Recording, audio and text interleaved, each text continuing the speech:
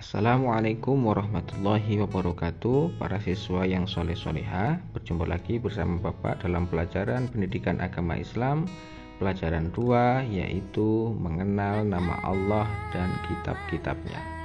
Baik anak Bapak, mari kita mulai dengan baca basmalah bersama-sama. Bismillahirrahmanirrahim. Allahumma sholli ala sayyidina Muhammadin wa ala alihi washabbihi ajmain. Pada pelajaran kali ini kita akan belajar 4 Asmaul Husna, yaitu Al-Mumit, Al-Hayyu, Al-Qayyum, Al-Ahad. Baik anak Bapak, yang pertama yaitu Al-Mumit. Al-Mumit artinya Maha Mematikan. Allah bersifat Al-Mumit berarti Allah berkuasa untuk mematikan semua yang diciptakannya. Kematian setiap makhluk adalah kehendak Allah. Al-Mumit menunjukkan kekuasaan dan kehendak Allah terhadap makhluknya. Allah berkuasa penuh atas semua makhluk yang diciptakannya. Tidak ada satupun kekuasaan, kekuatan yang dapat menandingi kekuasaan Allah. Segala yang hidup di dunia ini akan mengalami kematian. Setiap benda yang ada di alam semesta ini juga akan mengalami kehancuran. Semua terjadi karena Allah memiliki Asmaul Husna, yaitu Al-Mumit. Lihatlah di sekitarmu, barangkali kamu mendengar berita tentang kematian seseorang atau mungkin tetanggamu meninggal dunia. Padahal kemarin masih sehat. Ada bayi yang baru lahir meninggal dunia, ada juga yang meninggal sudah berusia lanjut. Sebagai orang yang beriman, kita harus meyakini bahwa kematian itu pasti terjadi. Kehidupan di dunia ini hanya sementara. Setiap muslim itu harus mengisi kehidupannya untuk beribadah dan berbuat kebaikan. Oleh karena itu, banyak-banyaklah berbuat kebaikan dengan melaksanakan semua perintah Allah dan menjauhi segala larangannya. Yang kedua yaitu Al-Hayyu, yaitu mengandung arti yang maha hidup. Allah Subhanahu wa ta'ala hidup kekal selamanya dan yang memberi hidup makhluknya. Perhatikanlah pergantian siang dan malam, atau bagaimana matahari dan bulan bergantian terbit dan terbenam. Peristiwa itu terjadi setiap hari, tidak pernah berubah dan selalu terjadi sesuai dengan waktunya. Tidak pernah tertukar peredaran antara matahari dan bulan. Semua berjalan sesuai dengan ketentuan masing-masing. Keteraturan alam semesta adalah bukti bahwa Allah Maha Hidup. Allah adalah pengatur kehidupan bagi semua makhluknya.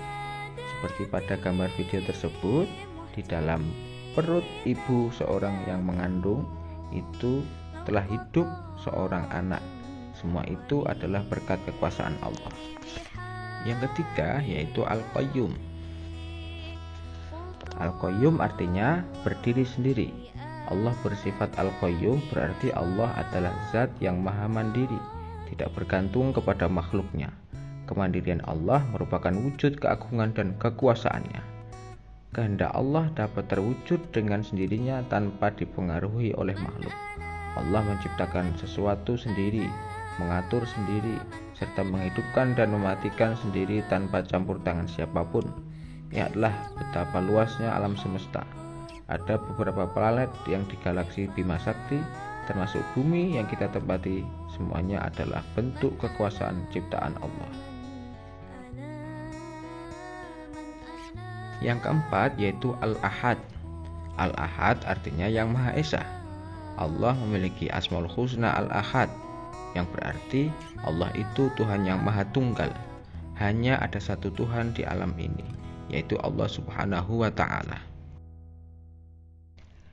Baiklah anak Bapak, selanjutnya kita akan mengenal kitab-kitab Allah. Kitab secara bahasa artinya buku, sedangkan kitab menurut istilah adalah kumpulan wahyu Allah yang dibukukan yang berisi pedoman hidup manusia. Sedangkan suhuf adalah wahyu Allah yang tidak dibukukan, yang masih dalam bentuk lembaran-lembaran. Allah telah menurunkan 4 kitab suci serta beberapa suhuf yang diberikan kepada nabi dan rasul yang berbeda zaman dan umatnya.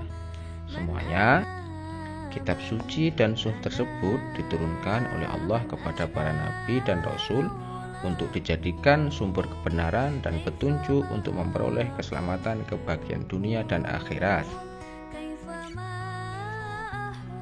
Sebagai muslim, kita wajib iman mempercayai bahwa Allah Subhanahu wa Ta'ala menurunkan kitab-kitab tersebut kepada para nabi dan rasulnya, dan wajib mengetahuinya agar akidah kita benar.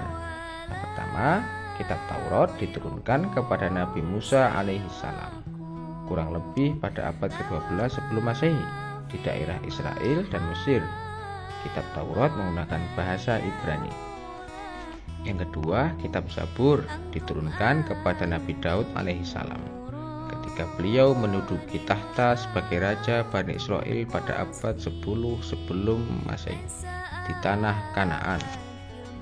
Yang ketiga yaitu kitab Injil yang diturunkan kepada Nabi Isa alaihissalam pada sekitar abad 1 Masehi di daerah Yerusalem. Dalam bahasa Yunani, Injil berarti kabar selamat, pelajaran yang baru atau kabar gembira. Baiklah anak Bapak, kitab selanjutnya yaitu Al-Quran diturunkan kepada Nabi Muhammad SAW abad 6 Masehi di Mekah. Peristiwa turunnya Al-Quran atau dikenal dengan Nuzul Quran terjadi pertama kali ketika Nabi Muhammad SAW menyendiri di Gua Hira, Mekah. Turunnya Al-Quran menandai awalnya diangkatnya Nabi Muhammad SAW sebagai Rasul, utusan Allah, yang pada saat itu beliau berusia genap 40 tahun. Al-Quran terdiri dari 114 surat, terbagi dalam 30 juz dan 6.236 ayat. Al-Quran diwahyukan selama 22 tahun, 2 bulan dan 22 hari. Al-Quran menyempurnakan seluruh hukum-hukum Allah Subhanahu wa Ta'ala yang terdapat dalam kitab-kitab yang diturunkan sebelumnya. Ia diturunkan untuk seluruh umat manusia sebagai rahmatan lil alamin, yaitu rahmat bagi semesta alam. Kitab Allah membawa ajaran terpuji. Kitab Allah Subhanahu wa Ta'ala adalah petunjuk dalam kehidupan, petunjuk kepada manusia untuk berperilaku. Misalnya berperilaku kepada Allah, berperilaku kepada sesama, berperilaku kepada hewan, tumbuhan, dan alam semesta. Bahkan berperilaku untuk diri sendiri, untuk selalu bersih, makan, minum, dan teratur, dan tidak boleh menyiksa diri. Dari penjelasan materi yang Bapak sampaikan, dapat kita rangkum yaitu semua umat Islam wajib mengenal nama Allah. Mengenal Allah dapat dilakukan dengan Asmaul Husna. Al-Mumit, Al-Hayyu, Al-Qayyum, dan Al-Ahad adalah sebagian dari Asmaul Husna. Al-Mumit mengandung arti yang maha mematikan. Al-Hayyu mengandung arti yang maha hidup. Al-Qayyum mengandung arti yang maha berdiri dan mandiri. Al-Ahad mengandung arti yang maha esa. Semua umat Islam wajib mengenal kitab-kitab Allah, yaitu Taurat, Zabur, Injil, dan Al-Quran beserta suhuf-suhuf. Kitab-kitab tersebut membawa ajaran terpuji, dan kita harus bersikap berperilaku seperti tuntunan Allah dalam Al-Quran dan dalam Asmaul Husna. Demikian materi yang Bapak sampaikan. Bapak tutup. Assalamualaikum warahmatullahi wabarakatuh.